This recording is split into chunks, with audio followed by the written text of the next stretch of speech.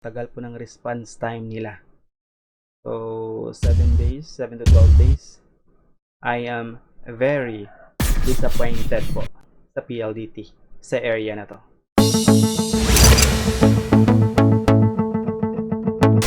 Sa atong mga higala ng mga Cebuano, sa Abian at ng mga Ilonggo, and of course sa buong Pilipinas, welcome to Tropang IT Community. Dito lang yan sa Kuya IT channel. If this is your first time nga pala mga katropa sa channel po natin, ako nga pala si Kuya IT. And in this video, pag-uusapan mo natin itong blinking LOS red light indicator ng ating PLDT Home Fibr router. If you are a PLDT Home Fibr subscriber mga katropa, pwedeng naranasan mo na ang ganitong problema. Pero kung wala pa, well, that's good po sa inyo. But this video mga katropa will help you cope with this kind of problem. Just in case na may encounter po ninyo ito in the future. So yun yung mga katropa, pag-uusapan po natin kung ano ba tong LOS, ano po bang ibig sabihin nito para sa atin ng mga subscriber, ano po bang mga causes nito, at ano po ba yung dapat nating gawin. First and foremost mga katropa, ano ba tong LOS? But before anything else nga pala mga katropa, please stay safe lang po tayo. Stay at home lang po tayo as much as possible. So, balik po sa video natin mga katropa. Ano ba tong LOS? LOS is short for loss of signal.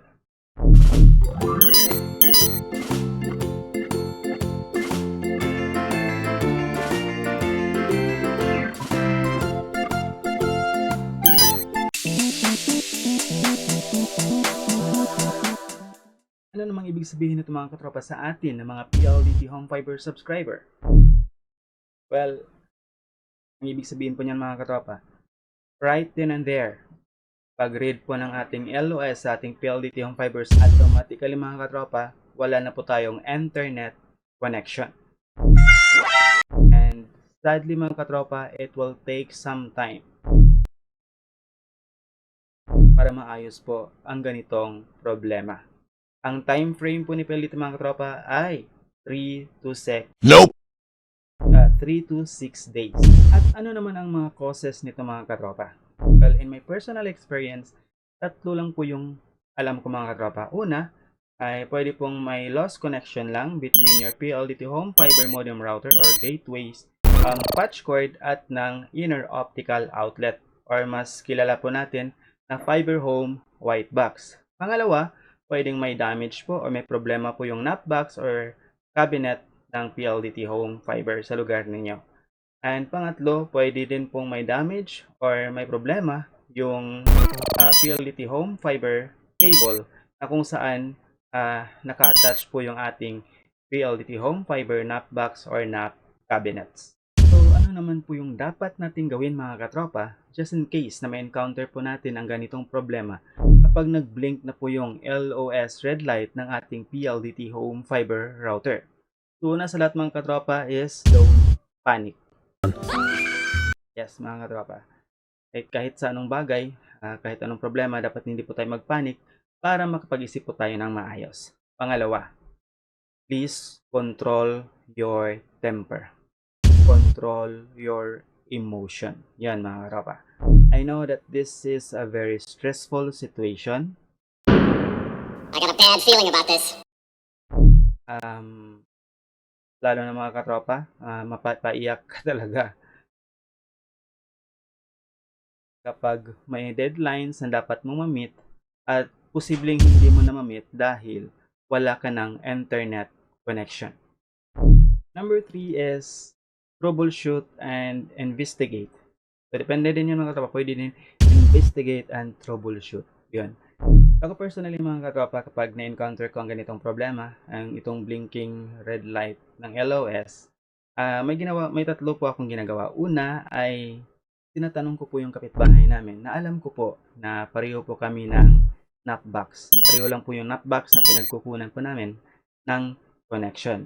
So if affected po siya, so makonclude ko na po mga katropa na external problem po yung case. So meron pong fiber fault or meron pong fiber break.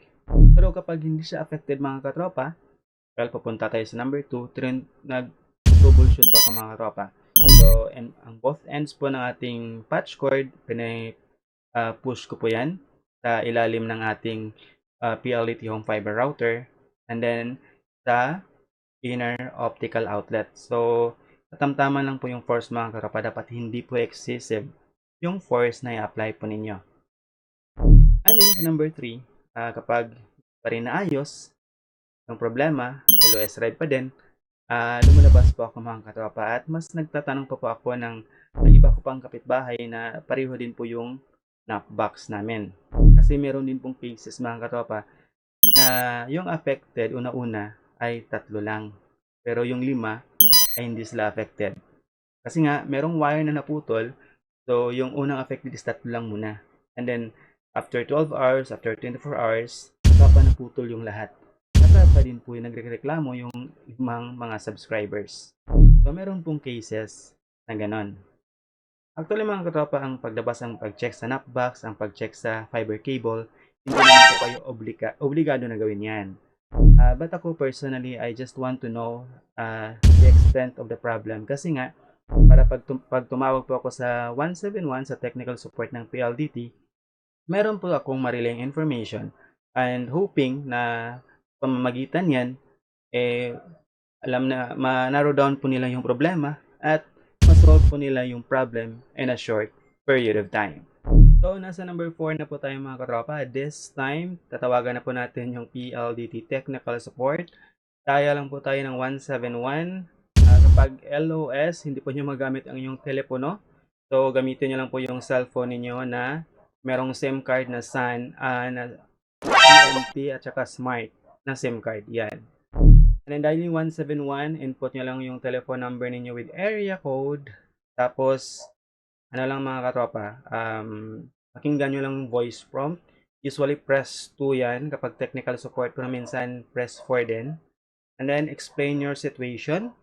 Yun nga, control your temper, control your emotion. Yung outburst po nyo mga katropa, hindi po yan makakatulong. It will do no good and it will not expedite the process. So, nasa number 5 na po tayo mga katropa, and this is the mind setting. Or mind setting, or magkapatid lang ito mga katropa sa control your temper and control your emotion. So, sa katotohanan mga katropa is circumstances are beyond our control. Yan po yung katotohanan. It is a fact. So, wala kang internet connection. LOS red yung modem router. Wala ka ng control over dyan mga katropa. Dahil nasa PLDT na po yan, yung pag-ayos. Yun nga, let us just accept na yung time frame ni PLDT ay 3 to 6 days. Pero in real world mga katropa, based on my personal experience, mga 7 to 12 days bago yan maayos. Yan lang po yung dapat nating i-accept mga katropa. Na 7 to 12 days, matatagalan pa talaga bago maayos ang ganitong problema. So, instead na magiging reactive po tayo, let's choose to be proactive mga katropa. And, syempre, let's count our blessings. Yung iba mga katropa walang makain. Ikaw wala ka lang internet connection. Number 6 mga katropa is follow up everyday. So, tawagan lang po natin yung 171 everyday. Yun nga, gamit lang po yung cellphone natin na smart or talk and text. So, hindi naman porket na mga katropa na beyond na po sa control natin, hindi na po natin ipa-follow up. Siyempre, follow up pa din po natin. At least call them once a day. Ako nga 3 times a day ako nagtumawag mga katropa. Let them know na kailangan mo talaga yung internet connection as soon as possible. And a nice way lang mga katropa. And then ask na lang po ng ticket number para magamit po ninyo sa rebates or sa bill adjustment po ninyo pag maayos na po ang inyong internet connection. At number 7 mga katropa, dapat may internet connection backup ka. Yes. Ako personally mga katropa is bumili po ako ng PLDT Home Prepaid Wi-Fi. Kaso hindi ko lang mapapakita sa inyo ngayon mga katropa kasi hiniram ng kapatid ko. So yun, dapat may backup ka para at least alam naman natin na hindi po natin alam kung kailan na pwedeng mawala po yung internet connection. Lalo na kapag home base ka mga katropa, dapat talaga na may backup internet connection ka. So mga katropa, do you wonder kung bakit ang tagal ng response time ni PLDT sa ganitong problema? So, mahilig kasi ako magtanong mga katropa na po. So, bakit ang tagal nilang mag-responde sa ganitong problema? So, nalaman ko mga katropa na si PLDT ay nagsa-subcontract lang po yan. Iba po yung contractor na kinukuha nila sa installation po nila at iba din po yung contractor para sa repair nila. That is the arrangement po dito sa amin. I don't know kung sa buong Pilipinas, ganun din po yan. I'm not sure if baka sa buong Pilipinas ganun din. Pero sa amin, ganun yan. Ganyan yung situation, ganyan yung arrangement. At tapos nalaman ko mga katropa, yung pair team po nila ay 3-man team lang. 3 tao isang team. Sila po yung nagre-repair sa buong syudad sa amin dito at sa buong province. So it is understandable kung bakit ang tagal ng kanilang response time. So anong ibig sabihin? Ibig sabihin mga katropa, may problema sa PLDT or may problema sa kinukuha nilang contractor. So dapat kasi kung may contractor silang kinukuha, dapat able po 'yon na ma-meet yung kailangang ma-meet, especially na sa atin na mga PLDT Home Fibr subscribers.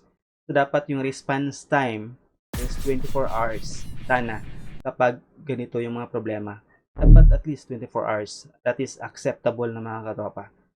Lalo na sa ngayon na internet age na po tayo. So this is the biggest issue ko po sa mga katropa sa PLDT. Kapag ang pag-uusapan po natin ay external problem na, ang tagal po ng response time nila.